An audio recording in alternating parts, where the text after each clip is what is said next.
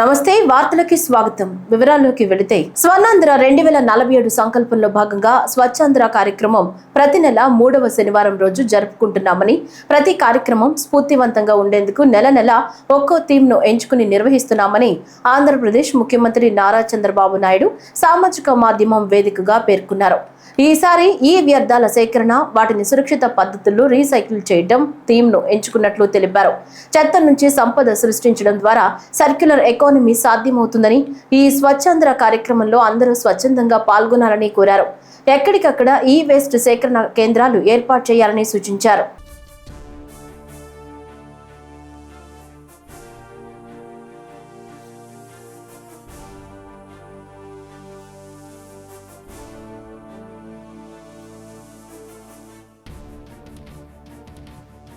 గుంటూరు జిల్లా టీడీపీ కేంద్ర కార్యాలయంలో నిర్వహించిన గ్రీవెన్స్ కార్యక్రమానికి ప్రజల నుంచి విశేష స్పందన వస్తుంది.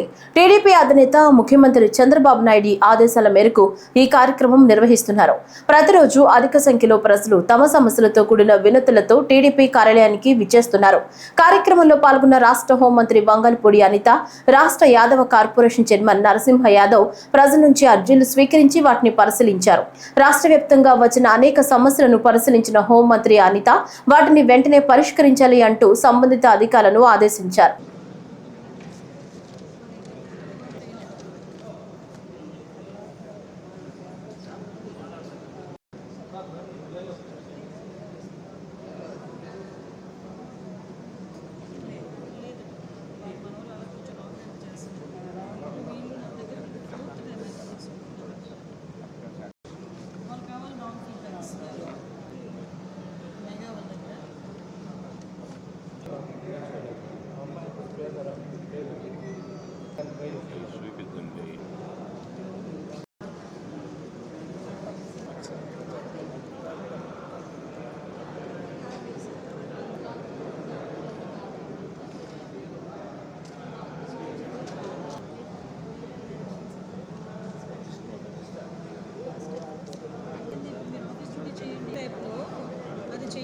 చేసిన తర్వాత ఆయన ఓకే నాకు ఆఫీస్కి సబ్మిట్ చేయండి, డీసీపీ ఆఫీస్లో సబ్మిట్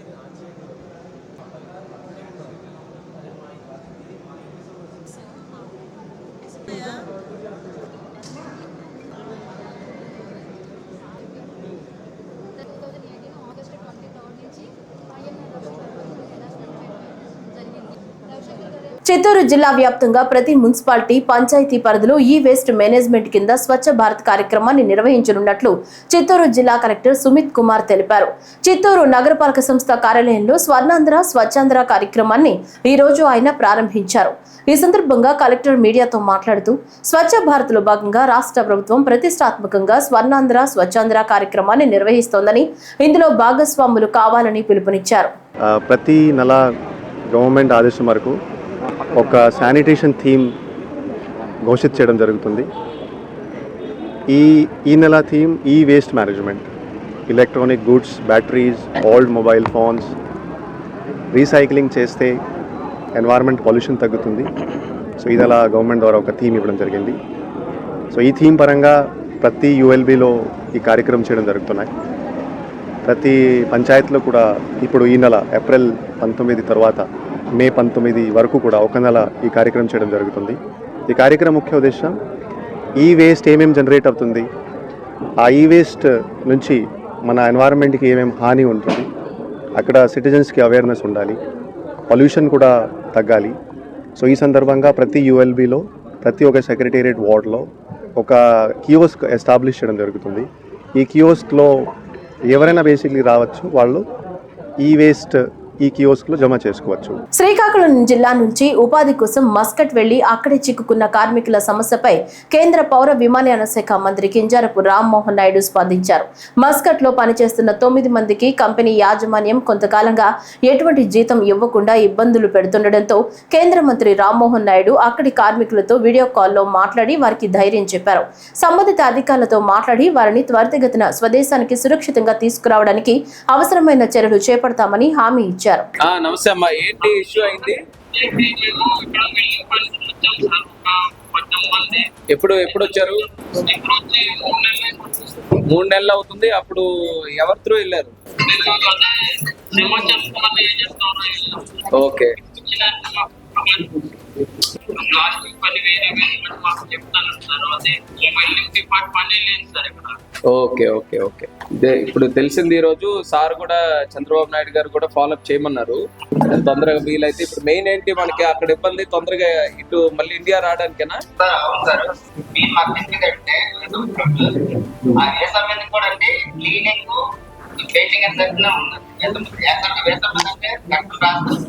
ఓకే అది అప్లైమెంట్ చేస్తారు. అక్కడ ముందు అడిగేవి కూడా ఏంటంటే ఇక్కడ ఏది అవ్వదో అక్కడికి వెళ్ళండి. మళ్ళీ కొత్త మంది దొరుకున్నది ఇంకొకటి కొట్టుకు వచ్చారు. మళ్ళీ ఒకవేళ మీకు రాకలేదేమో మీకు ఎప్పుడు పని నడిస్తే అప్పుడే రాలేదు. ఎక్కువ మాట్లాడితే పోలీసు లేట్ చేయలేదు, అంబేద్కర్ లేట్ చేయలేదు, గవర్నమెంట్ లేట్ చేయలేదు, లేట్ చేస్తున్నాం కూడా ఆ రోజు ఉంది సార్. ఫుడ్ అకామిడేషన్ ప్రస్తుతానికి పర్వాలేదా? సో ఇమీడియట్ గా మనం ఇది ఎంబసీ వాళ్ళతో మాట్లాడి ఇక్కడ ఎక్స్టర్నల్ అఫైర్స్ మినిస్ట్రీ వాళ్ళ త్రూ అక్కడ ఎంబసీకి మాట్లాడి మీకు రీచ్ అవుట్ అయ్యి మీకు ఇప్పుడు ఎవరికి ఏ టైప్ లో హెల్ప్ కావాలో అవన్నీ చేసినట్టు ఇమీడియట్ గా అరేంజ్ చేద్దాం. స్వచ్ఛాంధ్ర మిషన్ లో భాగంగా కాలువల శుభ్రత వాటి సుందరీకరణ కార్యక్రమంలో విస్తృత ప్రజా భాగస్వామ్యాన్ని ఆహ్వానిస్తున్నట్లు Eluru urban development authority vice chairman joint collector P Dhatri Reddy తెలిపారు. స్వచ్ఛాంధ్ర స్వర్ణాంధ్ర కార్యక్రమంలో భాగంగా ఈ రోజు ఉదయం collector Vetri Selvi, joint collector Dhatri Reddy, SP Pratap శివకిషోర్లు ఏలూరు కాలువ పరిసరాలను పరిశుభ్రం చేశారు. ఈ సందర్భంగా జిల్లా కలెక్టర్ వెట్రి సెల్వి మాట్లాడుతూ స్వర్ణాంధ్ర కార్యక్రమంలో భాగంగా ఈ రోజు కార్యాలయాల్లోని ఈ వేస్ట్ ను తొలగించే కార్యక్రమాన్ని చేపడుతున్నామన్నారు. ప్రతి ఒక్కరూ తమ తమ గృహాల్లో ఉన్న ఈ వేస్ట్ ను మున్సిపల్ శాఖ శానిటేషన్ వారికి అందజేయాలన్నారు. ఆంధ్ర 2047 లో భాగంగా మనం ఆంధ్రప్రదేశ్ ని క్లీనర్, గ్రీనర్ అండ్ హెల్దియర్ ఆంధ్రప్రదేశ్గా మార్చాలని చెప్పేసి మనకు సీఎం గారు ఇచ్చిన ఆదేశం. దాంట్లో మనం ఎవ్రీ థర్డ్ సాటర్డే ఈ స్వచ్ఛ ఆంధ్ర డేన మనం సెలబ్రేట్ చేస్తున్నాము. ఇవాళ మనకి ఇచ్చిన థీమ్ ఈ వేస్ట్ మేనేజ్మెంట్. సో ఈ వేస్ట్ మన ఇంట్లో చాలా ఉంటాయి, ఆఫీసెస్లో ఎక్కువ ఉంటాయి. సో ఆ న్యూస్ బ్యాటరీ నుంచి కంప్యూటర్, మౌజ్ అన్నీ ఈ వేస్ట్ కిందనే వస్తుంది. రిపేర్ పాడైపోయిన ఏసీ ఉంటుంది, అవన్నీ ఆఫీస్లో ఎక్కడ పడేసి ఉంటారు. సో అవన్నీ ఈరోజు ప్రాపర్గా డిస్పోజ్ చేయాలన్నది. అలాంటి ఈ వేస్ట్ మనకు తెలియకుండా చాలా ఉంటుంది. సో ఈ రోజు మనం స్టాప్ చేసేసి ఒకసారి ఎలాంటి ఈ వేస్ట్ మన పరిధిలో ఉన్నాయని చెప్పి చెక్ చేసుకొని అది సార్ట్అవుట్ చేసేసి మున్సిపల్ వాళ్ళకి అప్పు చెప్తే వాళ్ళు అది ప్రాపర్గా ఈ వేస్ట్ మేనేజ్మెంట్ కింద డిస్పోజల్ చేస్తారు. సో ఆ థీమ్ ఇది ఒకటే కాకుండా రెగ్యులర్గానే మనం ఎవ్రీ థర్డ్ సాటర్డే ఏదో ఒక ఏరియా క్లీన్ చేయడము, వాల్ పెయింటింగ్ చేయడము, అట్లాంటి చాలా యాక్టివిటీస్ చేస్తున్నాము. అందులో భాగంగా ఇవాళ మనం కృష్ణా కెనాల్ మొత్తం కలెక్టరేట్ స్టాఫ్ కానీ మన జిల్లా నుంచి కొంచెం వాలంటీర్స్ వచ్చారు, మన డిస్ట్రిక్ట్ ఆఫీసర్స్ కానీ అందరూ ఇవాళ కృష్ణా కెనాల్ క్లీనింగ్ కూడా మనం చేస్తున్నాము. ఈ రోజు పలువురు ప్రముఖులు తిరుమల శ్రీవారిని దర్శించుకుని మొక్కులు తీర్చుకున్నారు. వారిలో ఆంధ్రప్రదేశ్ రాష్ట్ర కార్మిక శాఖ మంత్రి వాసంశెట్టి సుభాష్, కుటుంబ సభ్యులు బీజేపీ ఎంపీ సీఎం రమేష్ దంపతులు, కర్ణాటక ప్రజా పనుల శాఖ మంత్రి హెచ్డి రేవಣ್ణ ఉన్నారు. శ్రీవారి సుప్రభాత సేవలు స్వామివారిని దర్శించుకున్న అనంతరం రంగనాయకుల మండపంలో వేద పండితులు ఆశీర్వచనం పలుకుగా అధికారులు వారికి తీర్థ ప్రసాదాలు అందజేసి శేషవస్త్రంతో సత్కరించారు.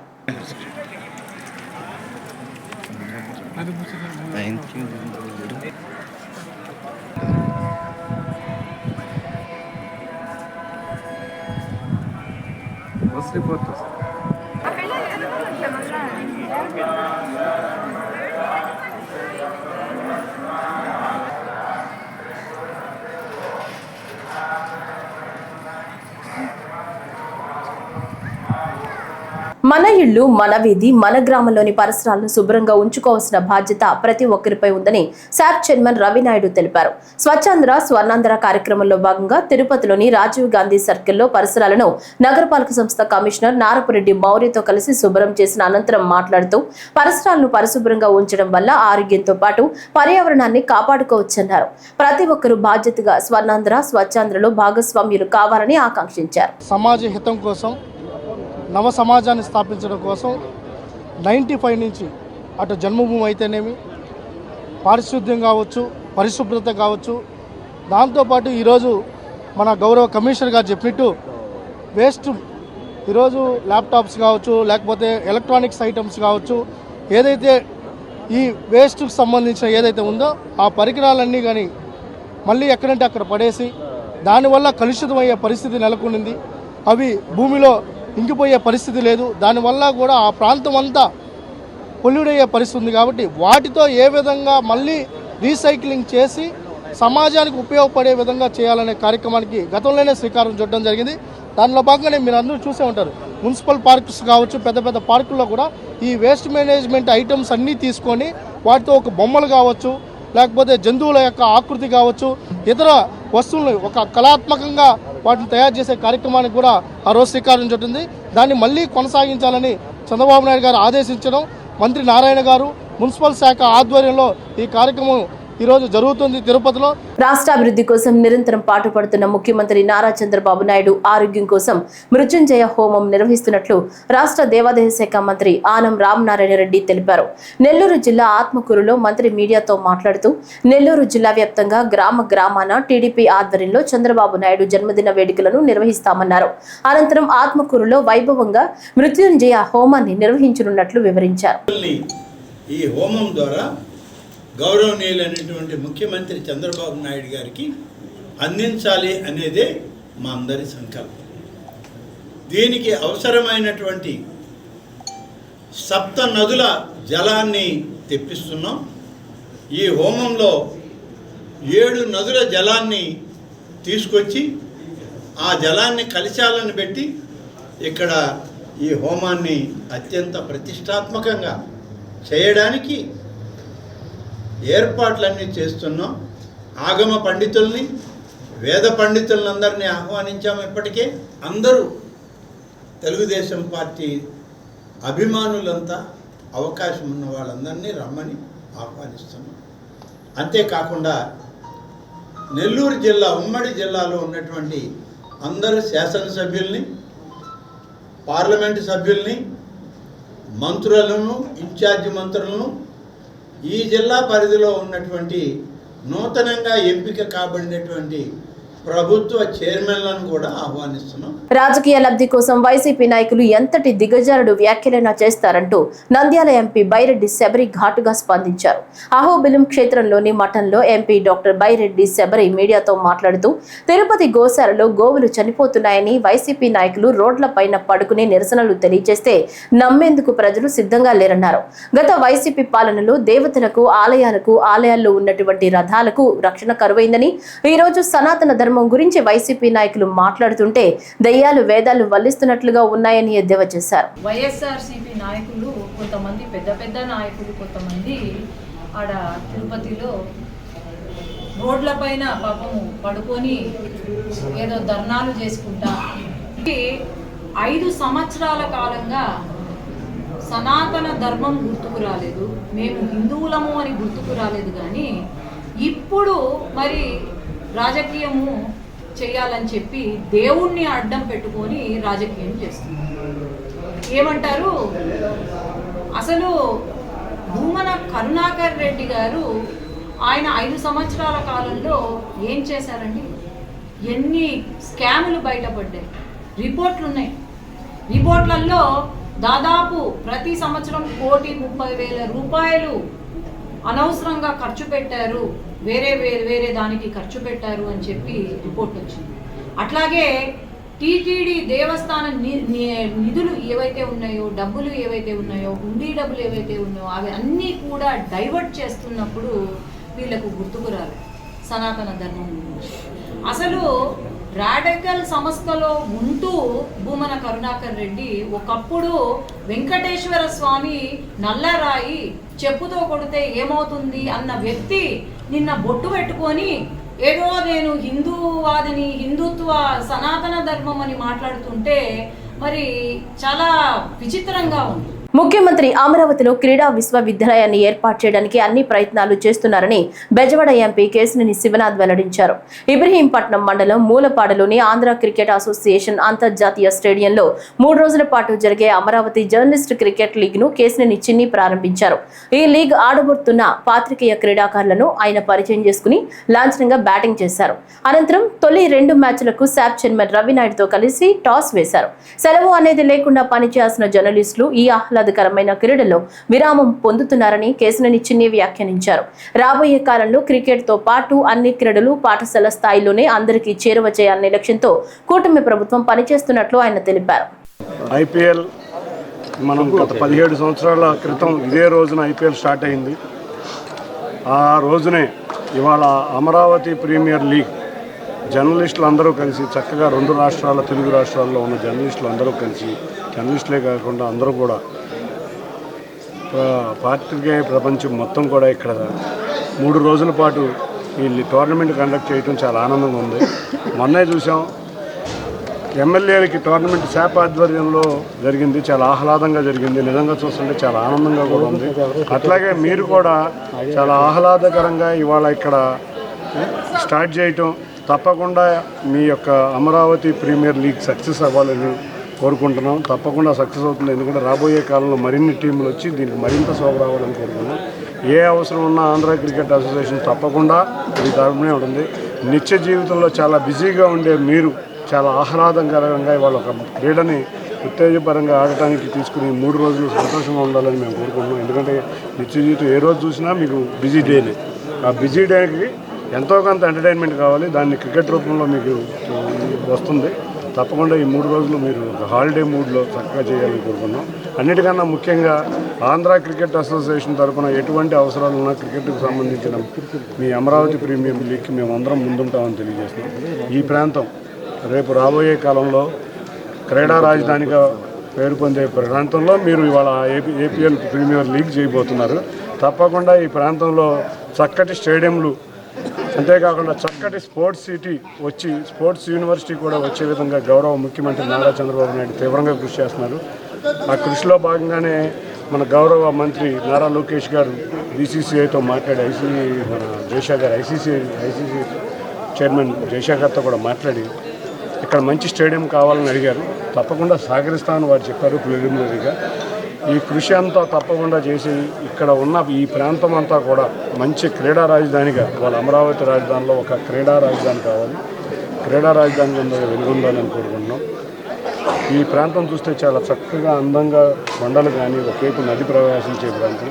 ఈ క్రీడా రాజధాని దేశంలో అత్యుత్తమ క్రీడా రాజధానిగా వెలుగొందాలని మేము అందరి ఆశ. తప్పకుండా వెలుగొందుతుంది.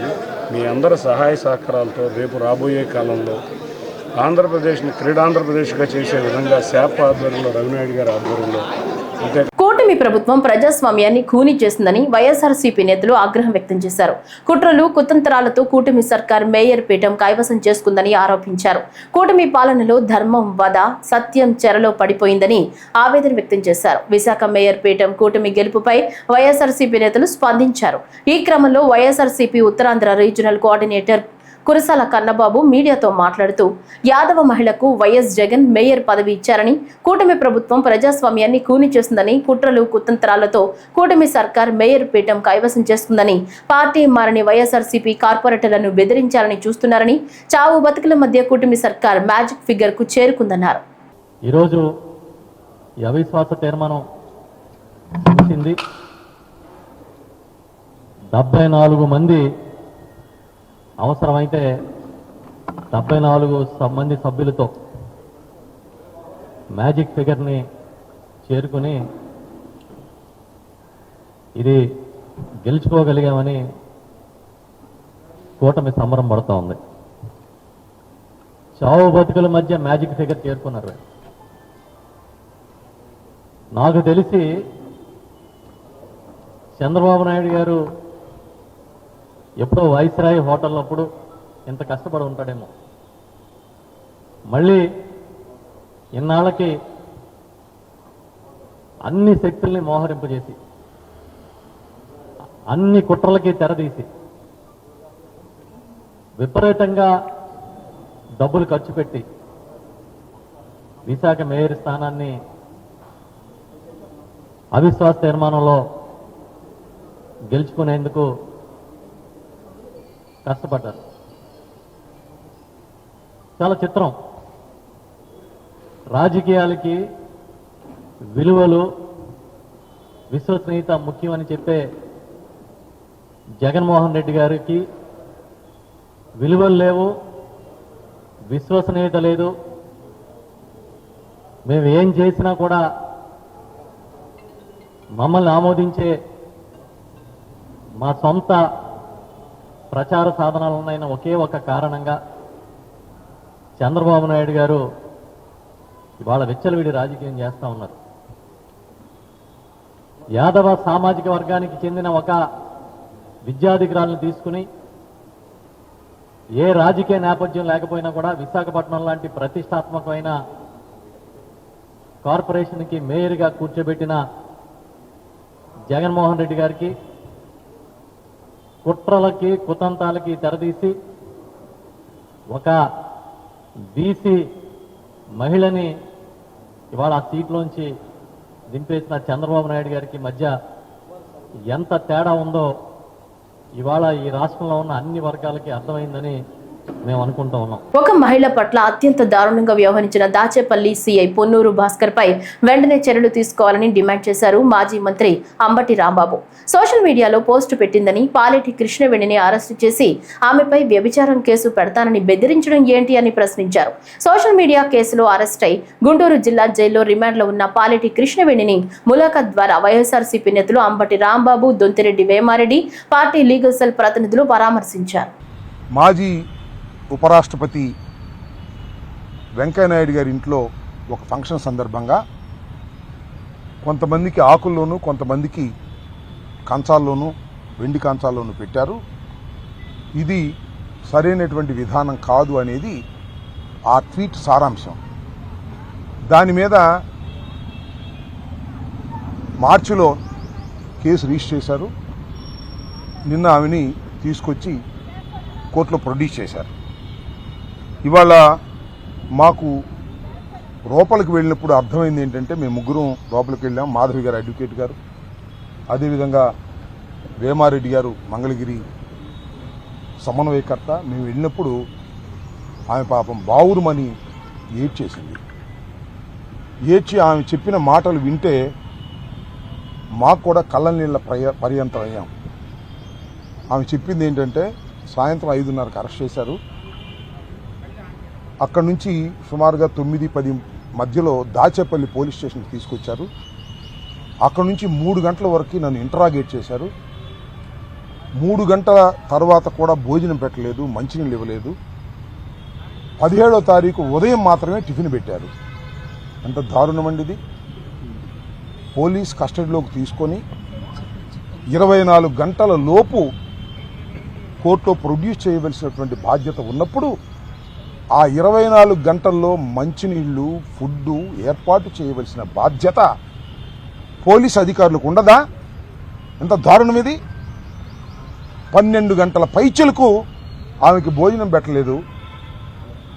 అనేక రకాలుగా హింసించారు. హింసించడం అంటే కొట్టారా అని అడిగాం, కొట్టలేదు. మ్యాజిస్ట్రేట్ గారి ముందు కూడా ఏదైతే 17వ తారీఖు సాయంత్రం మ్యాజిస్ట్రేట్ గారు ముందు హాజరుపరిచినప్పుడు కూడా ఆమె కొన్ని విషయాలు మ్యాజిస్ట్రేట్ గారి దగ్గర చెప్పింది. నన్ను ఇబ్బంది పెట్టారండి, ఫుడ్ పెట్టలేదండి, అనరాని మాటలు అన్నారండి, నోటికి చెప్పలేని మాటలు అన్నారండి అని చెప్పింది. ఇవాళ మాకు కొన్ని విషయాలు చెప్తే బాధేసింది.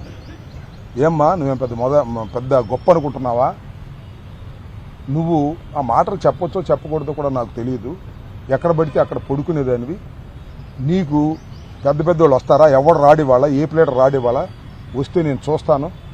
నీ మీద వ్యభిచారం కేసు పెడతాను, వ్యభిచారం కేసు పెట్టి లోపలేపిస్తాను ఒప్పుకోకపోతే అనేటువంటి మాటలు. భర్త పిల్లల్ని కూడా కేసుల్లో ఇరికిస్తాను, జాగ్రత్త, గంజాయి కేసు పెడతాను అని సాక్షాత్తు station house officer CI Bhaskar రావుని బెదిరించే కార్యక్రమం చేశాడు. అంతే. ప్రధానమంత్రి ఆవాస్ యోజన ద్వారా పేదల సొంతింటి కలను కూటమి ప్రభుత్వం నెరవేరుస్తుందని బీజేపీ విజయనగరం జిల్లా నాయకుడు ఇమ్మంది సుధీర్ అన్నారు. విజయనగరంలో పలువురు బీజేపీ నేతలు మీడియాతో మాట్లాడుతూ వికసిత భారత నిర్మాణంలో భాగంగా ప్రతి ఒక్కరూ సొంత ఇల్లు నిర్మించుకోవడానికి ప్రభుత్వం సాయం అందిస్తుందన్నారు. పట్టణంలో సొంత స్థలం, సొంత ఖాళీ స్థలం ఉండి ఇల్లు కట్టుకోవాలని ఆలోచన ఉన్న ప్రతి పేదవానికి ఈ పథకం ద్వారా సుమారు 3,50,000 రూపాయల ఆర్థిక సహాయం అందిస్తుందన్నారు.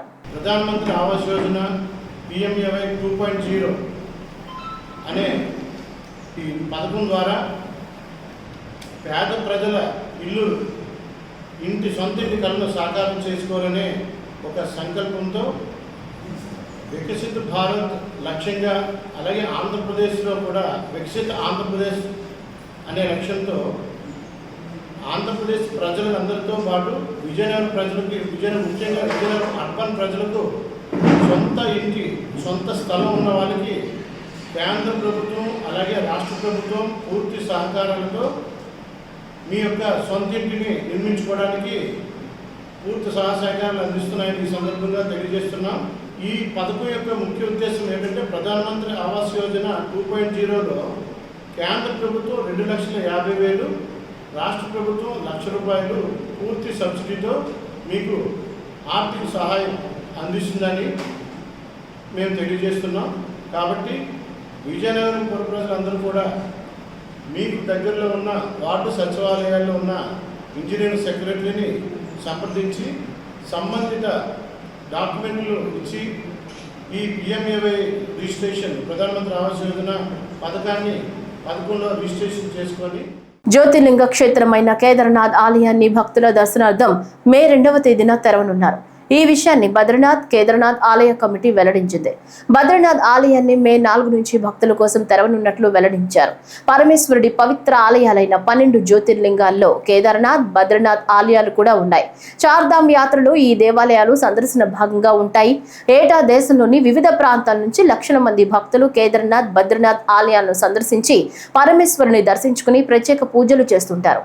అయితే ఏటా శీతాకాలం ప్రారంభం కాగానే ఈ ఆలయాలను మూసివేస్తారు. ఆ సమయంలో ఆలయాలు మొత్తం మంచుతో కప్పుకొని పోయి ఉంటాయి. తిరిగి వేసవిలో ఈ ఆలయాల తలుపులు తెరుస్తారు. ఇక చార్ధామ్ యాత్ర ఈ నెల 30 నుంచి ప్రారంభమవుతుంది. భక్తులు యమునోత్రి, గంగోత్రి, కేదార్నాథ్, బద్రీనాథ్లను సందర్శిస్తారు. ఈ యాత్ర నేపథ్యంలో గంగోత్రి, యమునోత్రి ఆలయాలను ఈ నెల 30 నుంచి తెరవనున్నారు. దేశంలో అంతరించిపోయిన చీతాల పునరుద్ధరణ కార్యక్రమాన్ని కేంద్ర ప్రభుత్వం చేపట్టిన విషయం తెలిసిందే. ప్రాజెక్టు చీతాలో భాగంగా ఆఫ్రికా నుంచి విడతల వారీగా చీతాలను భారత్ కు తీసుకొస్తున్నారు. గతంలో దక్షిణాఫ్రికా, నమీబియా నుంచి విడతల వారీగా చీతాలను భారత్ కు తీసుకురాగా తాజాగా దక్షిణాఫ్రికాలోని బోట్స్వానా నుంచి 2 విడతల్లో 8 చీతాలను భారత్ కు తీసుకురానున్నట్లు అధికారులు తెలిపారు. తొలి విడతలో భాగంగా మేలో 4 చీతాలను తీసుకురానున్నట్లు అధికారులు తెలిపారు. ఆ తర్వాత మరో 4 చిరుతలను తీసుకొచ్చేందుకు ప్లాన్ చేసినట్లు వెల్లడించారు. ప్రాజెక్టు చీతాలో భాగంగా కేంద్రం 2022 సెప్టెంబర్ 17న నమీబియా నుంచి 8 చిరుతలను భారత్ కు తీసుకొచ్చింది. తర్వాత ఫిబ్రవరిలో దక్షిణాఫ్రికా నుంచి మరో 12 చిరుతలు వచ్చాయి. వీటన్నింటినీ మధ్యప్రదేశ్ లోని కూనో నేషనల్ పార్క్ లో వదిలారు. ఆ తర్వాత అనారోగ్య కారణాలతో పలు చిరుతలు మృతి చెందాయి. ప్రస్తుతం కూనో పార్క్ లో 26 చిరుతలున్నాయి. వాటిలో 14 భారత్ లో జన్మించిన కూనా పిల్లలున్నాయి.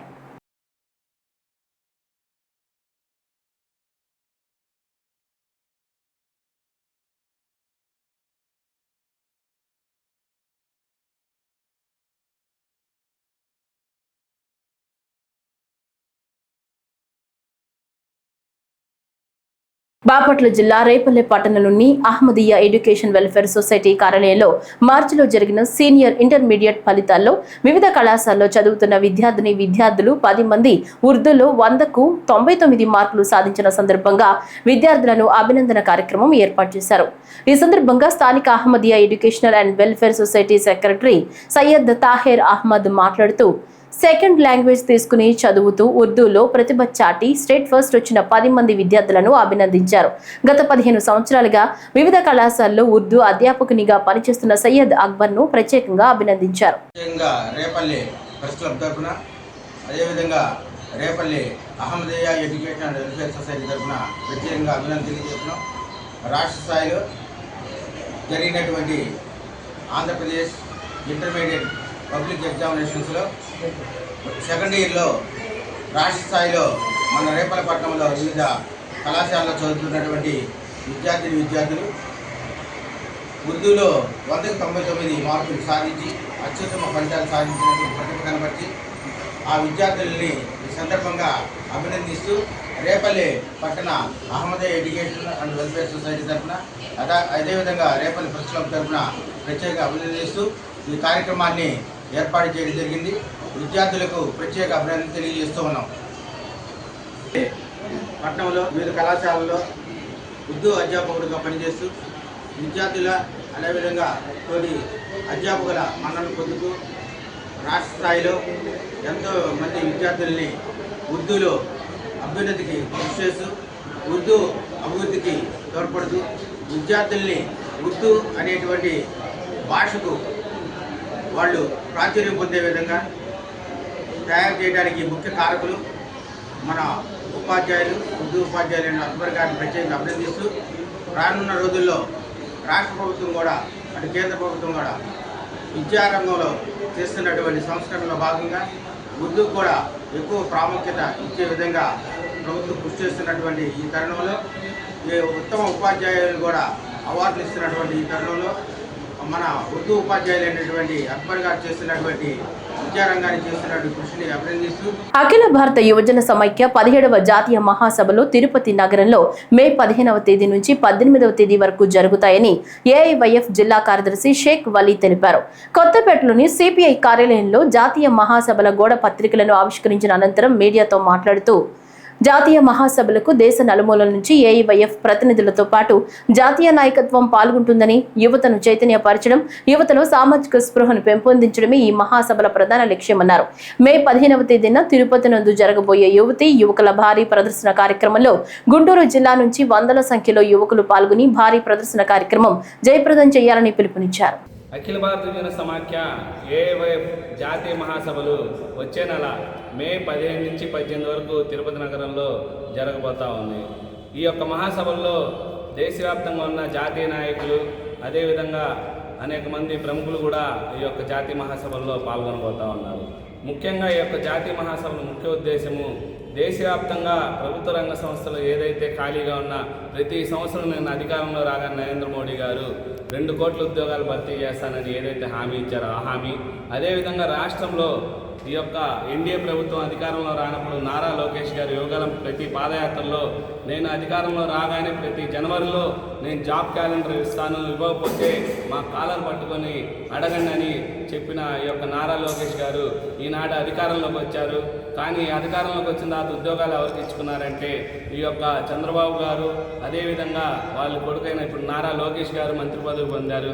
అదేవిధంగా పవన్ కళ్యాణ్ గారు అన్నగారు ఎమ్మెల్సీ పదవి పొందారు తప్పించి నిరుద్యోగ యువతకి ఇప్పటిదాకా ఎటువంటి ఉద్యోగాలు కల్పించలేదు. మేము ఒకటే డిమాండ్ చేస్తూ ఉన్నాము, మెగా డిఎస్సిని వెంటనే నిర్వహించాలి. 2,35,000 ప్రభుత్వ ఉద్యోగాలు ఏదైతే జనవరిలో జాబ్ క్యాలెండర్ విడుదల చేస్తామన్నారు, నేటికి 10 నెలలు పూర్తవుతా ఉన్నది. మరోవైపు చంద్రబాబు నాయుడు గారు చెప్తా ఉన్నారు, మేము నిధులు లేవు, నిధులు ఏమన్నా అవకాశం ఉంటే వచ్చి నా చెవిలో చెప్పండి అని చెప్తా ఉన్నారు. మేమే చంద్రబాబు నాయుడు గారికి ఒకటి సూచిస్తూ ఉన్నాము, మరికొద్ది రోజుల్లో నరేంద్ర మోడీ గారు అమరావతికి రానున్నారు కాబట్టి ఆ చెవిలో ఏదో మీరే చంద్రబాబు గారు నరేంద్ర మోడీ గారు చెవిలో చెప్పండి, నువ్వు కనుక ప్రత్యేక హోదా ఇవ్వకపోతే, విభజన హామీలు ఇవ్వకపోతే ఆ నరేంద్ర మోడీ గారి చెవిలో నేను మీకు మద్దతు ఉపసంహరించుకుంటానని చెవిలో చెప్పండి చాలు. నేడు రాష్ట్రంలో 4 మండలాల్లో తీవ్ర వడగాలులు, 73 మండలాల్లో వడగాలులు వేయవచ్చని విపత్తుల నిర్వహణ సంస్థ ఎండీ కూర్మనాథ్ తెలిపారు. రాబోయే 3 రోజుల్లో కొన్ని ప్రాంతాల్లో పిడుగులు పడడంతో పాటు తేలికపాటి నుంచి ఒక మోస్తరు వర్షాలు కురిసే అవకాశం ఉందని, 40 నుంచి 50 కిలోమీటర్ల వేగంతో ఈదురు గాలులు వేయవచ్చని తెలిపారు. అల్లూరి సీతారామరాజు, అనకాపల్లి, కాకినాడ జిల్లాల్లో కొన్ని ప్రాంతాల్లో ఒక మోస్తరు నుంచి భారీ వర్షాలు కురిసే అవకాశం ఉందన్నారు. శ్రీకాకుళం, విజయనగరం, పార్వతీపురం, మన్యం, విశాఖపట్నం, తూర్పు గోదావరి, కర్నూలు, నంద్యాల, అనంతపురం, శ్రీ సత్యసాయి, అన్నమయ్య, వైఎస్ఆర్, అన్నమయ్య, చిత్తూరు, తిరుపతి జిల్లాల్లో తేలికపాటి వర్షాలు కురుస్తాయని వాతావరణ శాఖ తెలిపింది.